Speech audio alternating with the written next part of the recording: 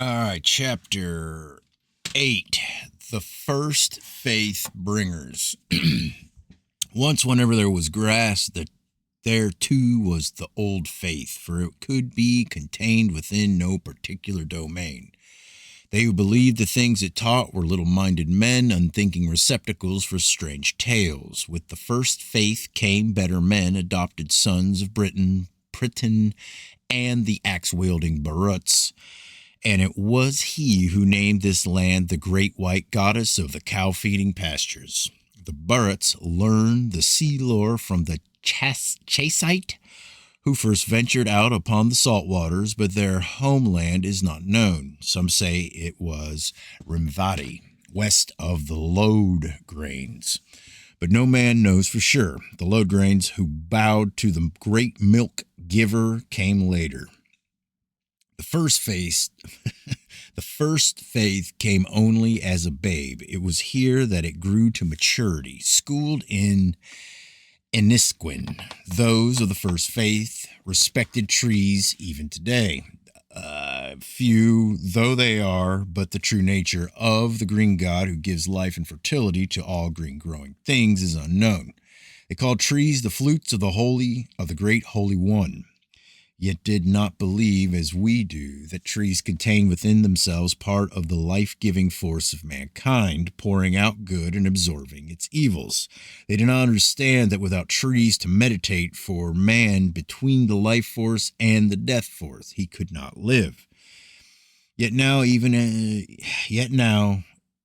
we are wiser, knowing the green god of life is not the trees alone. They are the first faith made sacrifices at most of the proper times, but instead of leaf crowns, they wore masks in the likenesses of sun and moon, believing them to be the rulers of omens. They worshipped in air the malignant horned star and her escorts, fearfully seeking to turn them away. Instead of the wort mound, they used Gularinith to set up the sun measuring day pole, but this offended the shadows. They failed even to do this properly, setting up a new pole every year instead of every 7. They do not treasure the soil from the pole circle as we do that from the mound. The sons of May, instructors of the first faith, were not all wise, seeking signs of the future, otherwise clearly seen in ashes, bird flights, and bloody twisting entrails. They knew that making of a drought of forgetfulness from herbs, and the drought of sorrow from berries, also the making of Drad's boon, which lightens the heavy heart. They did not, as we do, judge wholly by known laws, but oft made trial by using a magic collar. This was first dipped in water blessed with cold fire. They then, believing it would choke the guilty one, this is not for us, for are we not told man cannot avoid the responsibility for formulating laws to try his fellowmen and rules to govern his life? These things cannot be thrown back onto higher authority. They hold one day in 7 holy to the creating God, whom they worship in a transparent temple where the sun falls upon the heads of the worshippers. So there are many differences between the first faith and the Gwendonad. We worship in holy places built of stone or in caverns, using open spaces only for the midsummer festival. In the first faith, the womanly maiden was always preserved for battle chiefs and the sons of May, who could claim it without dispute except among themselves. With this, we are not in accord, for women are not to be lightly treated, and a maiden wed is something kept for a husband, a woman's pledge of purity, and to the well-being of the race. The sons of May were not lacking in courage, for they were ever in the forefront of battles, though they were mare riders, never mounting upon stallions. Every one of the sons of May had to be trained in the use of spear and sword, even as we, but they had to know many songs and long lineages and be word makers. They had long unmusical songs which were given out with many gestures. The sons of May could claim no tribe as their own, for they were tribeless. They could not avenge any harm done to their kinfolk, and were any one wronged, his kinfolk could not avenge him. This was not because any one of the sons of May was ever renounced by his kinfolk, or they by him, but because of the power of his maidom. Whatever his circumstances, like us, a son of May could never refuse hospitality. In battle, he always kept his face towards the foe. Like us, he was always respectful in the presence of womenfolk, never raising his voice to loudness or speaking lewdly. This is in accord with our laws. The bride price was forbidden to the sons of May. Like us, the sons of May had to prove their manliness, and if one had not done this on the battlefield, he was put into a forest unarmed and hunted by armed men, which is not our custom. If any man defame one of them, he could be challenged to combat on the grove field by their combat champion. The sons of May dressed differently to our Coles, though now all this has passed away, never more to be seen by the eyes of mortal man. They wore a garment of cross green and brown thread, sometimes with yellow, blue, or red interwoven, and this reached halfway between knee and ankle. 2 necklaces of gold bound together, and a headdress of white bound about the head, an apron of finely tanned leather, and a cloak of coarse linen, gold, low-hanging earrings. For their rights, they wore a white undergarment with a fur-trim overfrock fastened with gold brooches. Upon their feet were sandals of fox fur. The chief among them would wear a diadem of gold set with smokestones and rainstones. All shaved the hair in the front half of the head, so they were called big faces. The sons of May preferred to live in forests, but not in the depths, if possible, beside a lake or water, though no lake was holy to them, as some are to us. They had holy trees, and like our trees of power, these had to be beside a well or drinking pool. They had talking trees, but we do not understand these. Then more wells and pools contained the essence of chrysura, and those drinking hung some portion of clothing on the well tree. Because so many failed to make the rounds of the waters, much of the power has now gone. Or perhaps it is because the waters have become metal poisoned. Who knows? In Britain, the 2 folk beliefs of Celtica met and merged, and though before times they had been mutually hostile, later they could no more be separated than milk and water shaken up together in a jug. So throughout the land there were now 2 peoples, those who came before the Celts and were children of this land, and the people of Celtica, who traveled much on water and lived near rivers and lakes. Small-statured dark folk favored the deep forest and high hills. Different from both were the painted people, who lived largely on herbs.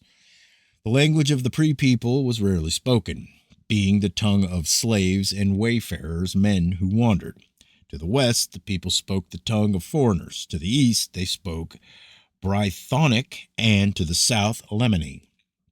In the south, below the white lands of Albany, there were marshes. Among the dark strangers who came to these hospitable shores were men from Greece, who, because they were exiled by their king, though for what we do not know, sought refuge in this bountiful land. They came in high-powered craft, long-boarded, roofed over the center, with many long-bladed oars thrust out through hide-bound rowing outlets. The emblems they bore were the red eagle and snake, and they called the faraway place from whence they first came Philistelis, which means ruddily hued land. So called from the color cast by a hue cloud through which their sun always shone. They spoke in wildish, babbling tongues, so difficult that unless spoken slowly could not be understood even among themselves. Their god was a huge, many-hued stone, which, when placed in their strange altar, kindled the wood of the offering by its own power when light fell upon it from the eye of heaven. Men who have seen it say that the stone comes out cold from the midst of the fire. They wore garments of woven cloth and leather fastened with metal work, open shoes on their feet, and flat hats marked with red and purple. These colors have some virtue among them which we cannot understand. They built 5 busy trading ports in Britain, the largest being Donaldcath, with a great haven for seacraft. The safe haven was encompassed by a high embankment, and beyond a lower one, and a ditch enclosed their fields and cattle. The only one of these safe havens remaining is Carcol. All the others have gone. These Greeks were men of many skills. They knew things unheard of before in this blessed island. Thus, when they first arrived, Caswallon, king of the Welsh, hastened to make them welcome. He willingly granted them all the land thereabouts for their own use, so they were not humbled vassals, but men who lived in free alliance with the people. When the land-giving pact was solemnized at a great glen gathering, the daughter of the Greek chieftain Jeziel Bethaman by name, renamed Thespendu, was betrothed to Kewin, son of Caswallon, the pledge of allegiance. To pledge the alliance.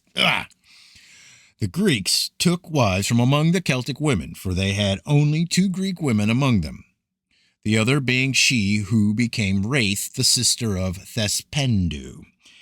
She was a holy maiden pledged to their god, and at all times she was guarded by 2 strangely armed dwarfs.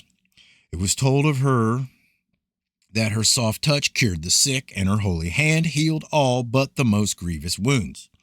It was said that Caswallon sent his hunchback servant to be healed of sickness, and that he returned walking tall and straight as a young pine tree.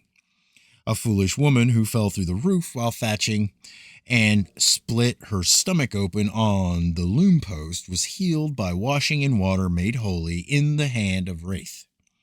The last high priest of the first faith was Iphanud, called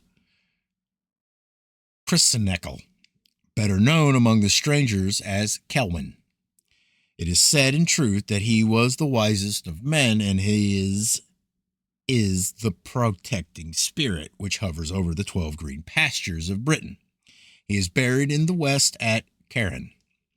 He was the son of that Owen Bartha, who died of shame, and Olwen Kesebeg, his wife, at the time the most beautiful woman in Britain, daughter of Teshila and granddaughter of Marilyn, who ran away to Dunvarmode.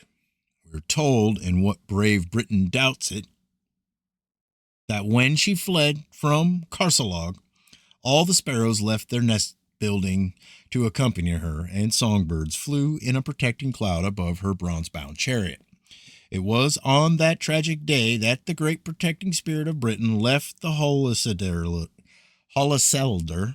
with all his retinue. Since then, he has never returned, and the once far-famed place is now the dead and dismal abode of a Dreidwich.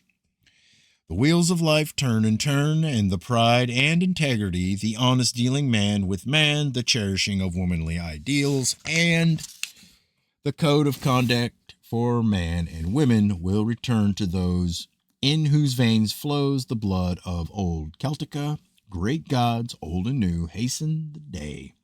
There is but one God, but men view him differently through their own deceptive eyes in many aspects, and he appears to them to be many.